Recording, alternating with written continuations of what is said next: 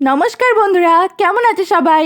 বন্ধুরা, দিদি আজকে আঁকতে চলেছে ভগবান বিষ্ণুর নবম অবতার অর্থাৎ ভগবান বুদ্ধ অবতারের ছবি। হ্যাঁ বন্ধুরা, ডিঙ্কা একদম ঠিক বলেছে। কিন্তু এই অবতারটা আঁকার আগে আমি অনেক চিন্তা করেছি যে কোন অবতারের ছবিটা আঁকবো।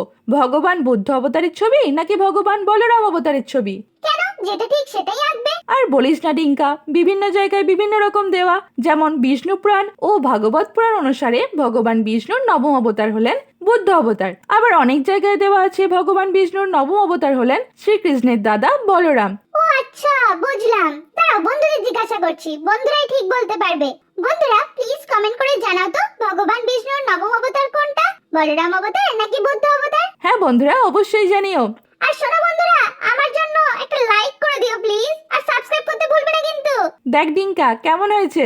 উফ, দারুণ, ফাটাফাটি। তোমাদের কেমন লাগলো প্লিজ জানিও। দেখা হবে পরের দিন। Bye bye.